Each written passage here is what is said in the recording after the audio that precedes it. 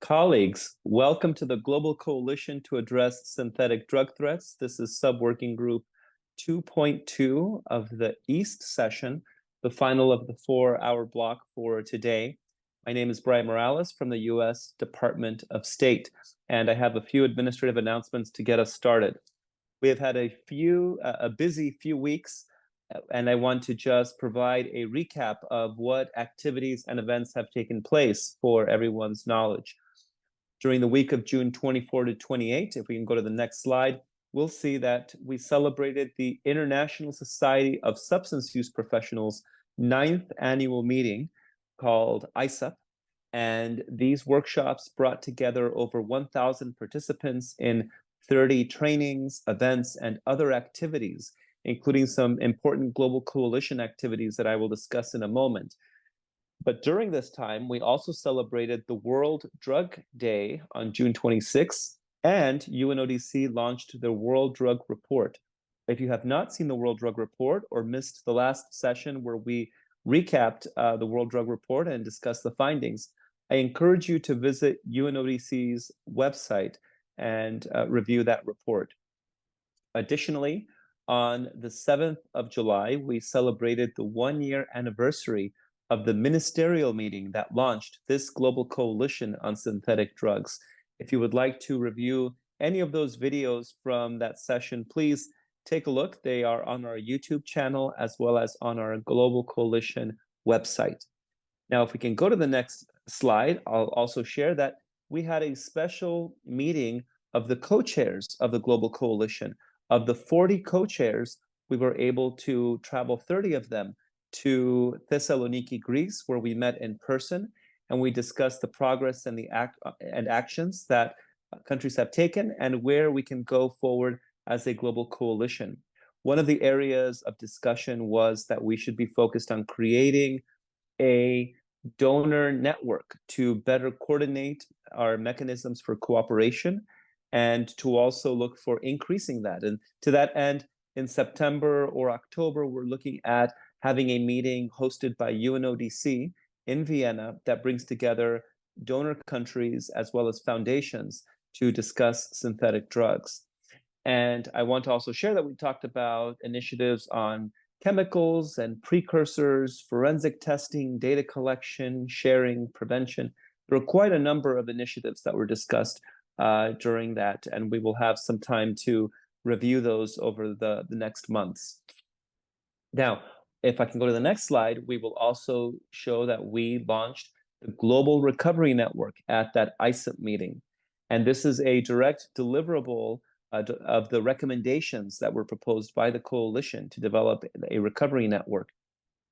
This will help define the issue of recovery, will help build local recovery chapters and networks that can then receive support through this global network that has been developed. The next slide will show that we also launched the Global Women's Network. And this is for providers of women's services for treatment and for recovery.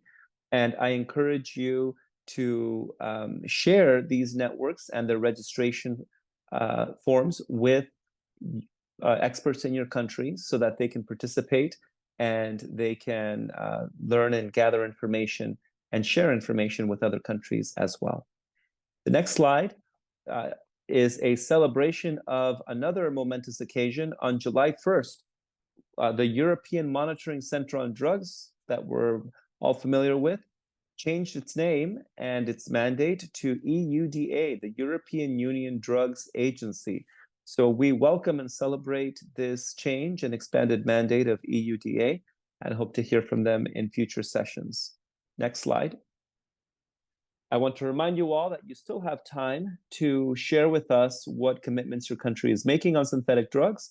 That can be adopting a new practice, policy, strategy, regulation, or law, launching new engagement or collaboration with the private sector, providing financial or in-kind support, hosting a regional or global meeting, expressing interest in one of the 120 initiatives on our website by directly contacting the email addresses in those on the website, And finally, any other act that strengthens your country's response to synthetic drugs. And on the next slide, we'll show you the email address. You can send us your comments, your contributions, your reports to syntheticscoalition@state.gov. Please try to keep your report up to 2 pages in length. You can email us the report, or you can send it to us in a Word document. And the deadline was June 3rd, but we will continue to receive these reports into the future. Next slide. And it's important to note that we are coming close to the end of our monthly meetings for the Global Coalition.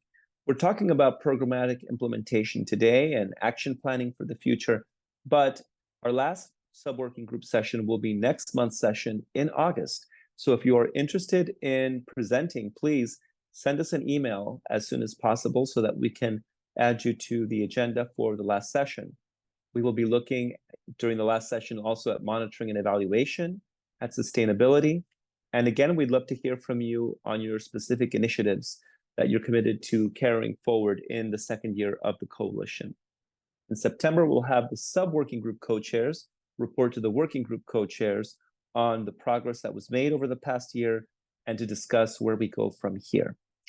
Now, the last thing I want to share with you today is a video that was recorded at the Global Coalition event where we brought the co-chairs together.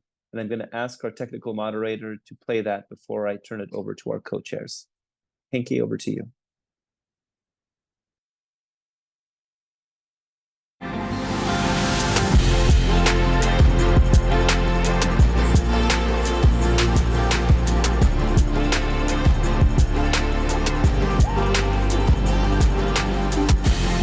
Welcome, everybody, to the Global Coalition meeting. It's incredible to be here in person. With the pandemic, we all started using screens more and more, and now it's not unusual to have a whole year go by without seeing people in person. But it feels a little bit like Hollywood when you start to see people that you've been seeing on the screen now come to life, and now we're all here in one room. It's quite special. Thank you so much for making the journey.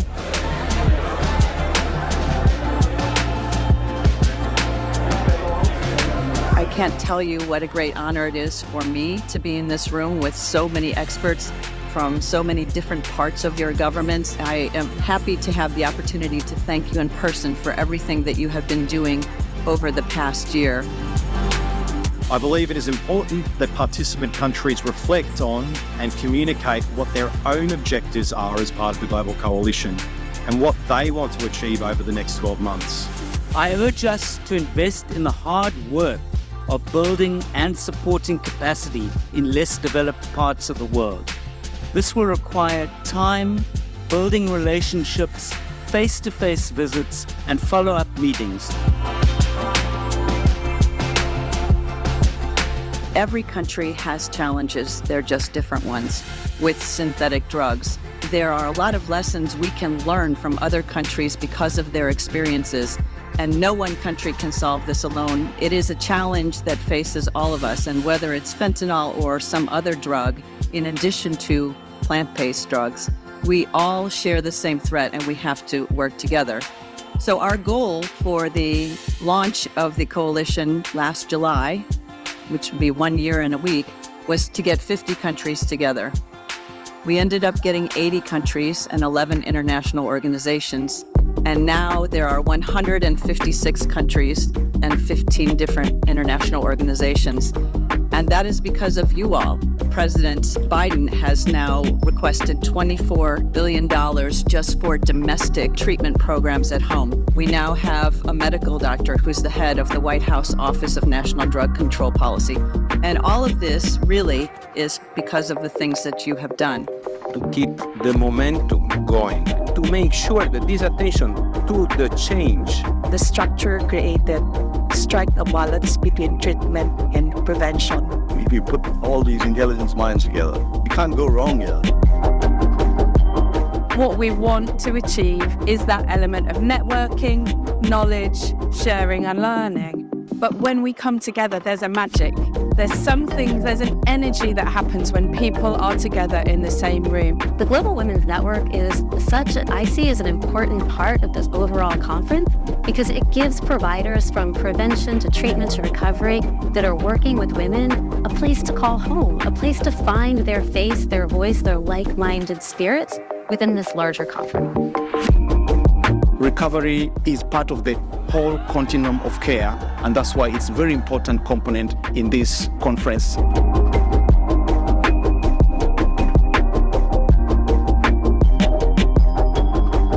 So one thing that I think the coalition needs to do is start looking at some of these issues that are challenging us outside the box.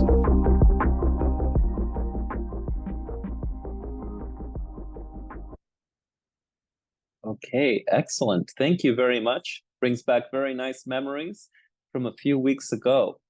I now want to turn it over to our co-chairs for today's meeting to moderate the session, Amber Migas and Shane Nielsen. I see Shane there on the screen. Over to you. Looking forward to the session today.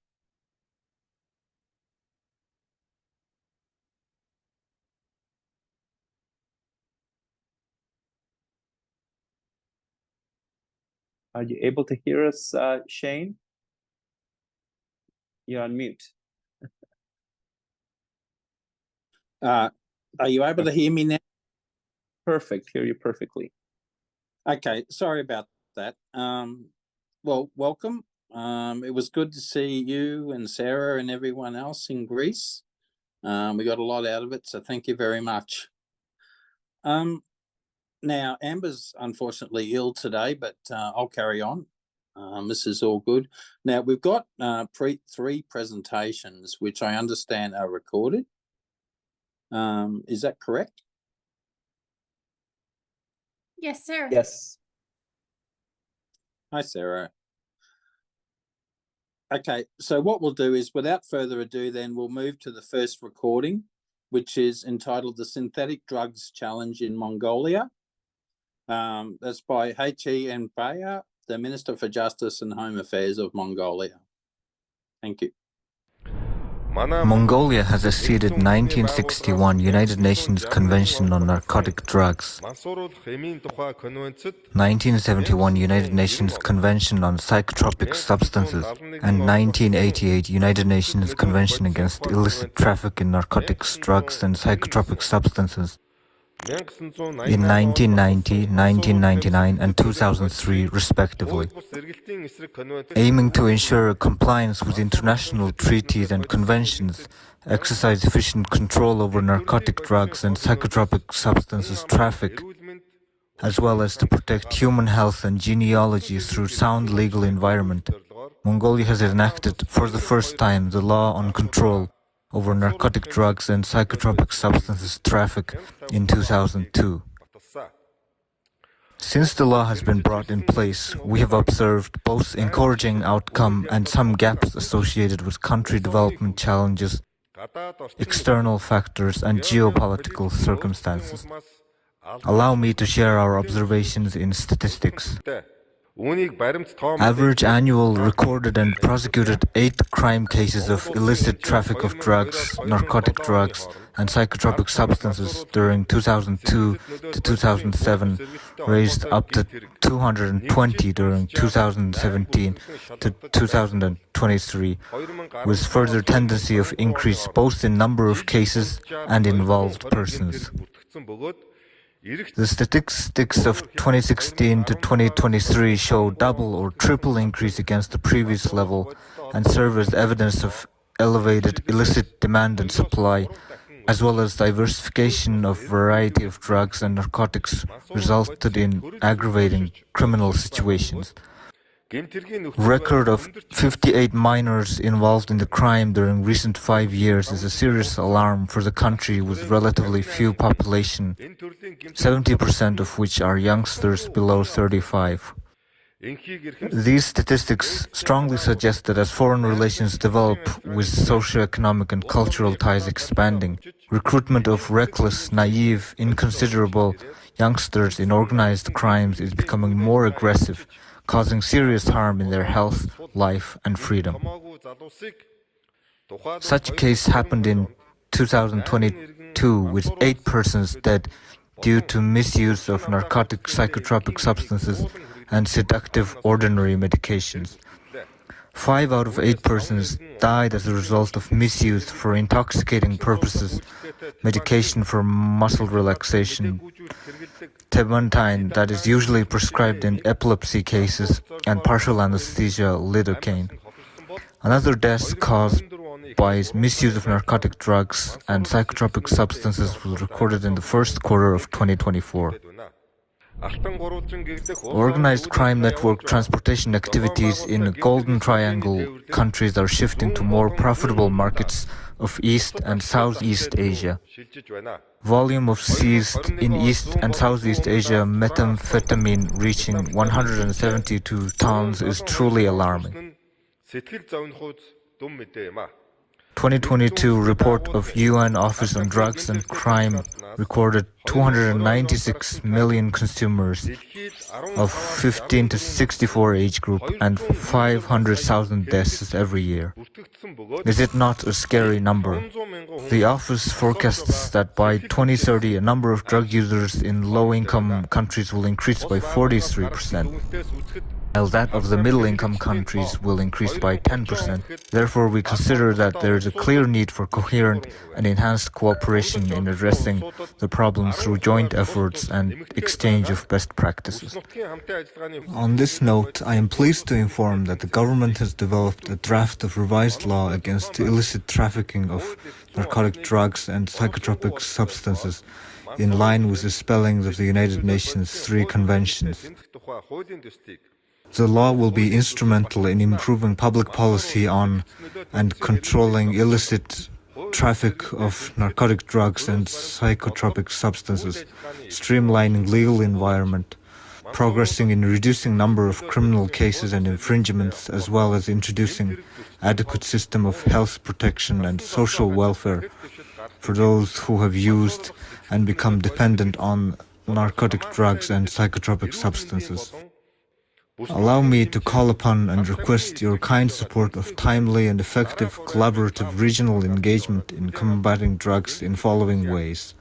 Number 1. Facilitate cooperation of and information exchange in between border military troops, customs authorities, and other relevant institutions to prevent illicit trafficking of narcotic drugs and psychotropic substances, in particular new types of synthetic substances across borders. Number 2. Implement joint short and medium-term projects aimed at providing professional and technical support in introducing best practices for engaging with communities, family, and parents in preventing minors and youth from the harms that drugs bring. Number 3. Promote and implement joint projects in sharing best practices of instituting medical center specialized in drug addiction treatment according to international standards. We, in Mongolia, are aiming to establish such a center within 3 years.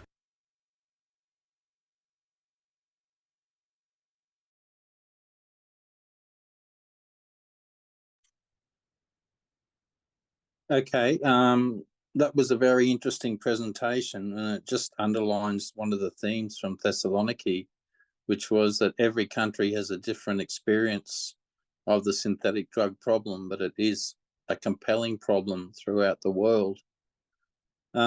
Given the time, what we might do is then move on to the next presentation, which I'm looking forward to, into a very helpful system, the Precursors Incident Communication System, or PICS as we know it.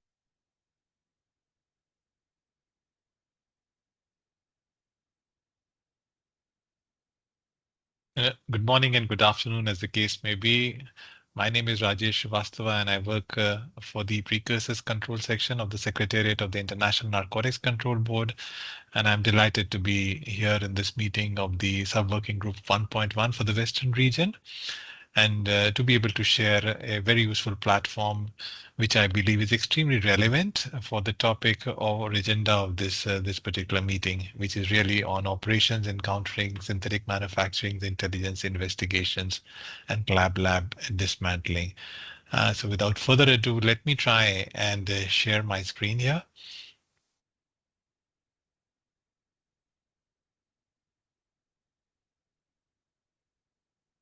Right.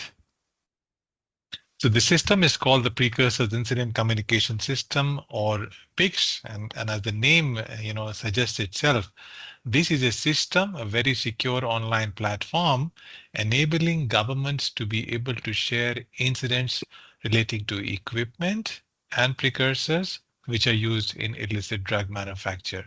Now, what are incidents? An incident could be seizure, but it could also be a suspicious transaction or order which one officer in a country has come to know of, but probably has not been able to intercept. And then, if you enter this incident in PICS, on a real-time basis, this communication can flow to the country of transit or the country of destination, and then they can act on it. So the essence of PICS is real-time data. The second important essence of PICS, I have to say, is this actionable piece of information. So, if you look at these two bullets, investigations and attachments, what it enables is that it enables people to reach out to the right contact points in the countries concerned. It also enables people to share very useful information which is available in a document or in a picture or in any other similar item that has been recovered as a part of the incident. And so the other involved countries could probably begin to look at those. Another thing that PICS does is allows for very nice analysis, and this is done through two ways. First of all, there's a very powerful search option in PICS. There's a system of static and dynamic filtering, and I'll be speaking about it in some detail later on. And then everything that you search for can ultimately be generated in the form of Excel report, and then we know is a very, very useful tool for analysis and further looking at leads. PICS has automated alerts, so you don't have to log on to it every time. Whenever there is a new incident or an update to an incident, it's a push email notification which goes out to all PICS users. And importantly, since 2021, PICS has a dedicated field for sharing incidents related to equipment as well. It is backed by several resolutions of the Commission on Narcotic Drugs. The oldest one is of 2013, the latest is of 2022. All of that recommends governments to share incidents related to precursors and now equipment through the PICS system. And really, because of its effectiveness, it has not just emerged as an incident or as a tool to share intelligence or information on a real-time basis. Actually, very recently, it has served very well as an early warning advisory for emergence of new substances and enabled the International Narcotics Control Board to recommend scheduling of some of them. And very recently, in 2022 CND, some of them were actually voted for scheduling unanimously by members of the CND. So if you log on to PICS, this is what you see on this homepage. As you can see on the right, it is available in multiple language options. It has details of the number of users, the incidents, everything exportable in an Excel format. And so therefore, you can find out exactly what you're looking for when you look at those Excel sheets. This dashboard has a lot of very important features, and I would probably speak to you in some amount of detail here. Just bear in mind that there's something called analytics, which is not on PICS as you see right now, but this will become available as of 26th of June, and I'll speak about it a short while later. Also look at this magnifying glass, and I'd like to say that as a very important and powerful search feature in PICS, but all of that a bit later. So if you look at incidents, obviously this plus sign indicates how you can enter a new incident. I'll not go into the details right now here, but there's also this tab on all incidents. And if you click on that, you get everything in this form. Actually, on the left side, you have this total number of incidents, and these are the multiple filtering options in which you can look at these incidents. So you can filter by dates, by the country of incident, by the country of origin, transit, destination, and very importantly, you can filter for substances. And these fields are actually multiple fields, so if you For example, here I've taken this option because we are in the West. Look at West and Central Europe. And if you put this region of incident, you find that there are 2179 incidents. So that's approximately half of the total incident in pigs. So big shout out and thanks to our focal points in the West and Central Europe region that have very, used the system very, very well and contributed to it in a very nice manner. So for the substance, let's say if you do not know the full detail, you just type out 3 letters, and this is a feature which runs across pigs in every field that you have on pigs.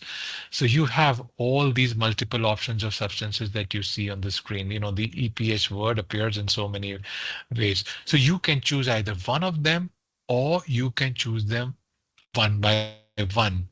And by the way, this switch that you see here is called a toggle switch, so or can be replaced with an and.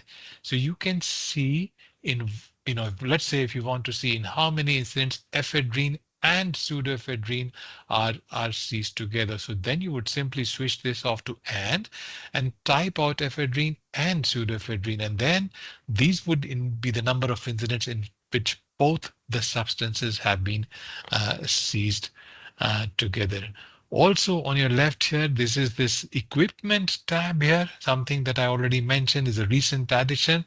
You can click on that and you would have the options of equipment also. And I think I have a subsequent slide for that. Yes, if you click on the right side, if you just click on the incidents here, this 587 incidents, there'll be a list, and there are several pages of that. In this particular case, because there are 500 odd incidents, you can click on any one of them and you would have the full details thereof. You can have it in summary form or you can have it in details. Again, very briefly, there are various reports that the system generates. Incident summaries like this. You could have substance statistics like this. Again, everything is filterable through multiple options. So you can keep on refining your search or filtering options even for the report functions. This is what I said, the magnifying glass here, and you can type out anything. And the thing, again, I've used the EPHE example, but it could be any word that you can think of. So the minute that you type these 3-4 letters, it looks for wherever these 3-4 letters occur in pigs. And in this particular case, they occur in multiple options. And and these number of that you see on the right here, this 609 or 587, these are the number of incidents when you look at that particular option here, in this case, substances. So there are 587 incidents of ephedrine reported here in pigs. That is what it tells you. And and further, then you can click and you can get the whole list of substances. It's not just substances that you can search of, but you can look for countries, modus operandi, mislabeling ways, you name it, and you can type out any of these things and you will have options that are there in pigs for the same. Again, when you click that, you get the whole list of substances. This is what I was talking about, a dedicated area with relation to equipment. If you were to click on the equipment field here, these are the various options. You already see there are 6 incidents in pigs wherein distillation apparatus have been reported. 10 wherein round bottom glottal facts. 39 incidents where tableting machine or pill presses or encapsulating machines have been reported, and so on and so forth. Again, when you're entering an incident, these are all the options that you have. And if it is not covered by the multiple options provided, there's always this others option where it's followed by a free text field. All of this on the right, sourcing type, suspected country of origin. As you can see, these are drop down functions, and whenever there is a drop-down function, obviously, it can then be easily exportable into an analytical form. And that's what PIX does very, very well. As an aid to investigation, there are fields in which you can enter how, the method of diversion or modus operandi was, how was it really, how did it happen? What were the documents that were collected? And these are all bank account numbers, container numbers, custom declaration. And so more quality or more information that is fed in these fields, the better is the quality of backtracking investigation that can happen. And that's very, very obvious to see. Also, there are certain fields which are restricted. This should really allay all concerns about any investigating agency that, PICs can, entering incidents in PICs can compromise ongoing investigation, because you can choose. There are certain fields here, like the names of companies. These are restricted only to the countries concerned. Also, the attachment, the documents or photographs that you would want to attach with the incident, you can actually determine who this is going to be visible in. So for example, in this particular case, these pictures are visible only to the users in the countries involved, in this case, China, Kazakhstan, and Russian Federation, but not to all PICS users. And that is something that you can determine at the time that you are entering the incident itself. So this is a security feature that is available in PICS. And finally, I'm extremely happy, to announce here that as of 26th of June, which, as you know, is the International Drug Day, we will have this PICS analytics feature in PICS also. Right now, it is not there, but it is completely ready, as you can see here on the screen. And again, there are multiple tabs in here, which allows not just for very easy, colorful viewing, but also extremely important analysis. For example, let's say here, I think this date option is very, very long. Let me narrow down my search. Let us pull down for a narrow range. Okay, let's look at just the last 1 year or so. So look at something 1st of January 2023 till date, and we find here that there are 552 incidents.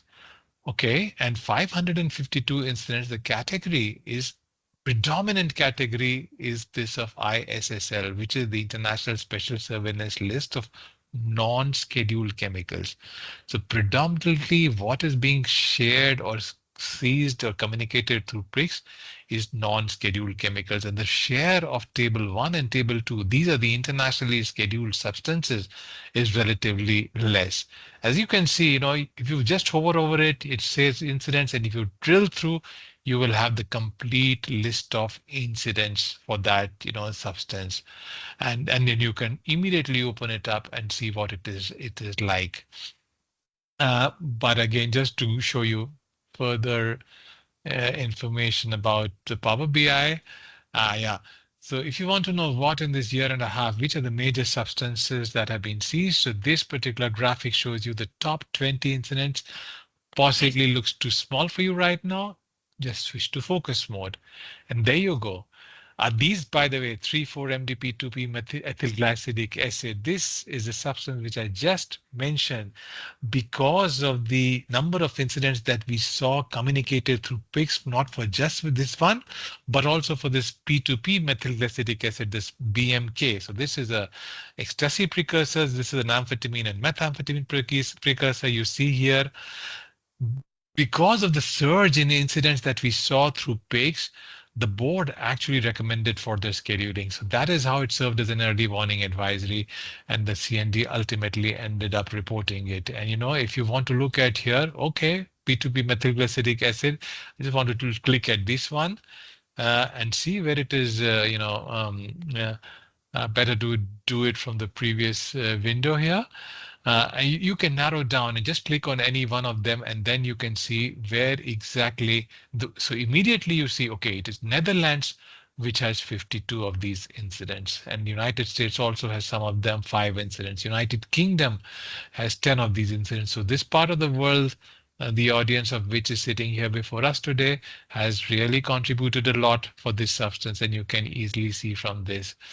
Going back, clicking back, another very important feature of this Power BI, at one glance, you see where these incidents are happening. So 118 incidents in laboratories, 111 in airports. So clearly this is where is the major mode of transport or modus operandi. 46 incidents to postal facilities, so warehouses, etc. Surprisingly, seaports in this particular region has come down. And this is not what we would have seen if we had taken, let's say, for example, a different period of time. So that is the real power that you have with Power BI. In a very short few clicks of the button, you can get extremely useful information, and so on and so forth. You have a route flow map where you can see which are the countries of origin, where is this transit happening from, what are the countries of destination. And in this period, you can already see China emerges as, not surprisingly, the major country of origin. China, Hong Kong, and India cited as the major countries of origin. By the way, I have to caveat all of this is that every single information on PICS is shared on a voluntary basis. So countries have a right to share incidents that they wish through PICS or not. And so therefore, this is really an assimilation analysis of the information that has been voluntarily shared. It does not mean that this is 100% exhaustive information. Of course, we'd like all governments, all countries to share as much incident, if not all, that they see on precursors and equipment through PICS, but one has to admit that at this point of time, it is not the case. So there's a lot of other information here. I do not want to bore you with more details. Should you be interested, here are the contact details. We are very happy to provide access to PICS to all regulatory and law enforcement officers that are dealing with any matter with precursors and equipment incidents. And all that you need to do is to write to us with just your with your name, your designation, and your organization, and we'll be very, very happy to provide access to PICS to you.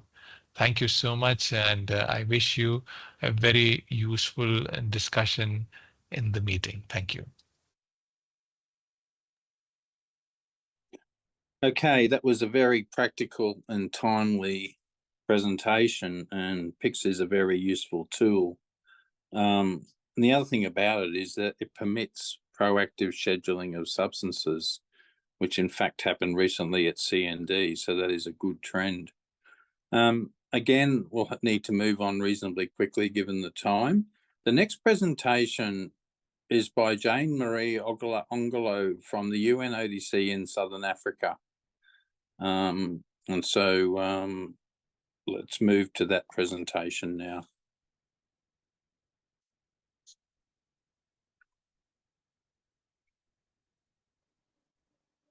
Good morning and good afternoon.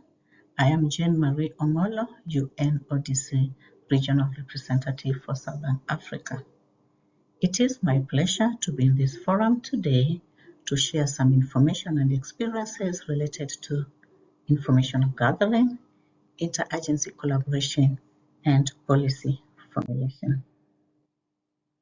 Our work on promoting people's health through balanced drug control strategy is one of the strategic pillars of Strategic Vision for Africa 2030, but is also derived from the UNODC Strategy 2021 to 2025.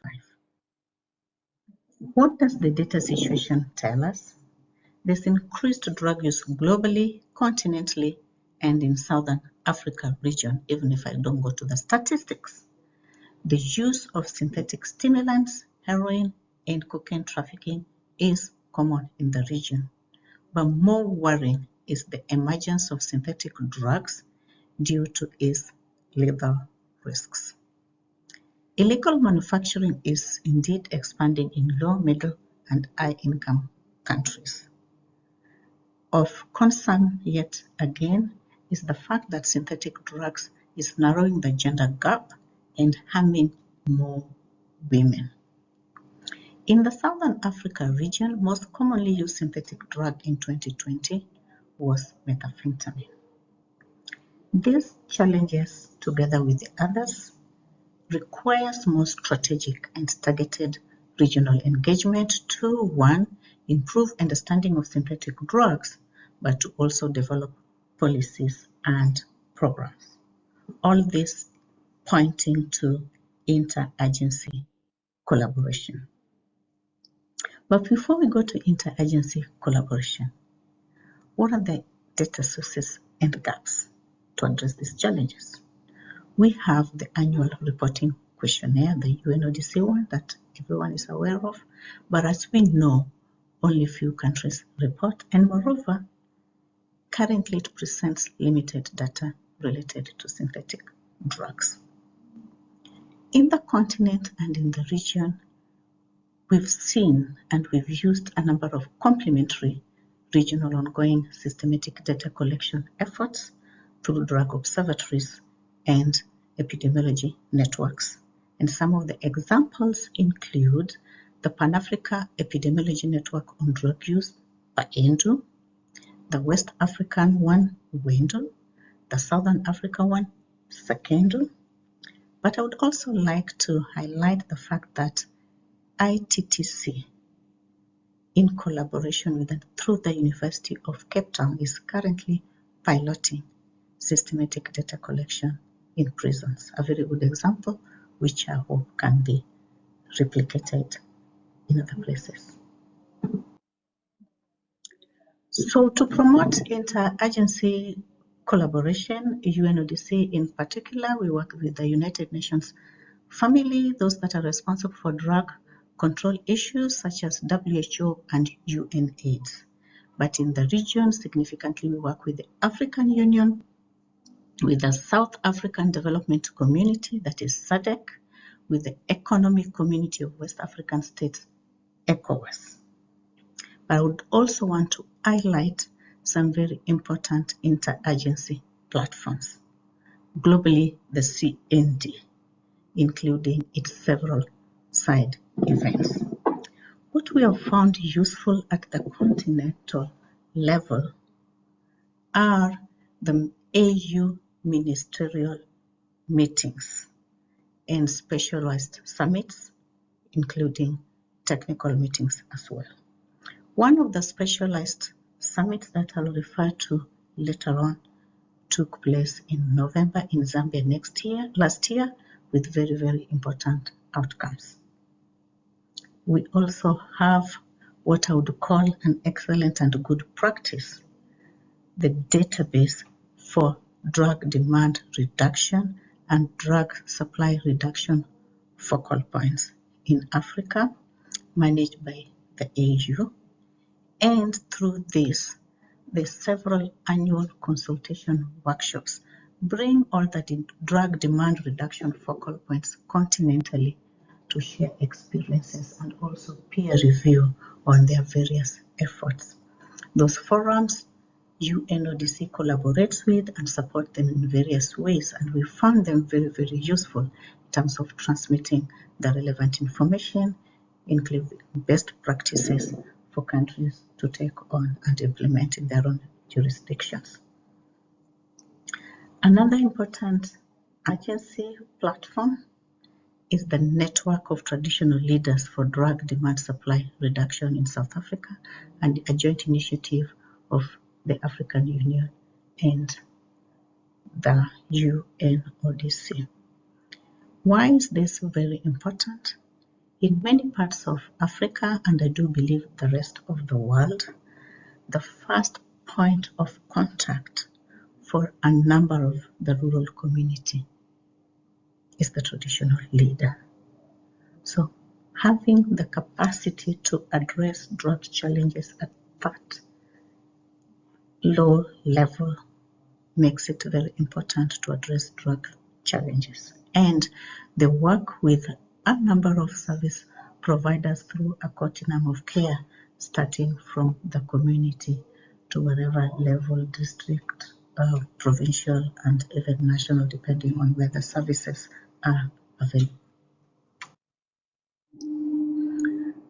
Through all this, UNODC provides technical assistance in the areas of data collection, supporting countries that are drafting their own national drug policies, master plans, and strategic plans, providing capacity building to multi-sectoral ministries, departments responsible for drug control, including the correctional services. But sometimes we provided focused capacity building with provincial forums, capacity building for civil society organizations, and so on and so forth. As I continue with the initiatives that UNODC has been supporting in the region, I would just like to highlight the one that I referenced earlier on. The African Union and UNODC hosted and organized high-level session on addressing substance abuse and related mental disorders that took place in November last year in Zambia. The session aimed at addressing the rising challenges of substance use and related mental health across Africa, with a particular emphasis on youth, women, and children. This forum or the summit was extremely important in that it brought together different stakeholders from the ministerial level and technical level from across ministries, civil societies, to candidly discuss drug challenges and come up with appropriate solutions. Some of the challenges that came from this consultation, together with consultation that UNODC has been holding with regional and national stakeholders, contributed to the development and submission of proposals to the Global Coalition to Address Synthetic Drugs for consideration, looking at how to detect synthetic drugs and related prosecution, increasing the capacity of law enforcement and other agencies, strengthening evidence-based synthetic drug use prevention programs, developing low threshold quality synthetic drug use disorder treatment, a threat assessment on transnational organized crime involving synthetic drugs. While not being conclusive, but we do think that through these initiatives, UNODC, together with partners, can improve systematic data collection and address global synthetic drug threats in the region. We look forward to further discussions, and I am open, together with my colleagues and the entire UNODC, to discuss some of these initiatives and issues with interested parties. And let me end here, and I would like to thank you all for your attention. Thank you very much. So that is the final presentation from today. Three varied but equally compelling presentations.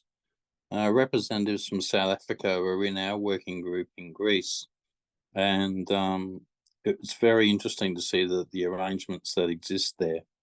They could be replicated in other areas of the world in our working group's view anyway.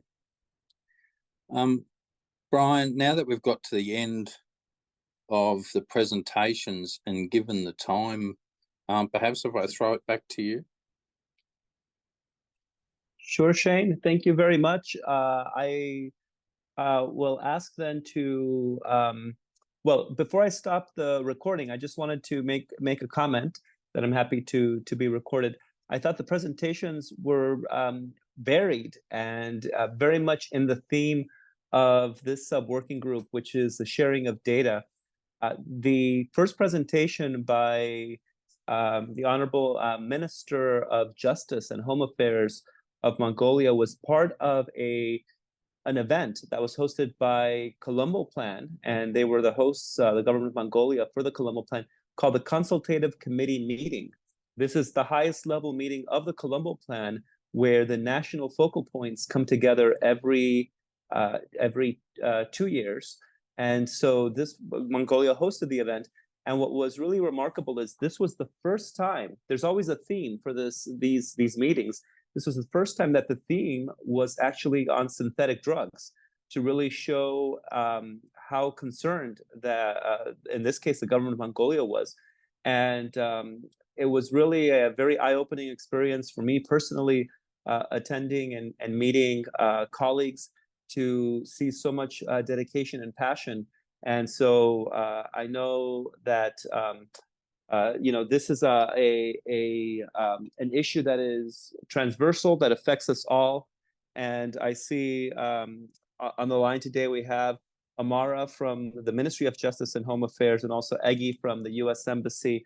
I don't know if they had anything they wanted to say, but I do know that they also participated in the ISUP workshop, where there was a training for policymakers that took place.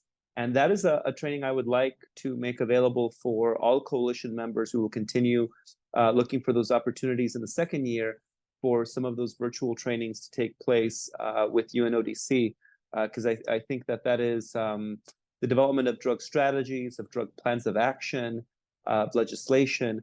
These are all areas where I think UNODC could provide a good contribution to coalition members that are interested in participating. So I know we are running out of time very quickly, but I will just open it up to see if there's any questions or comments from the floor before we wrap up for today. And I will ask them to stop the recording.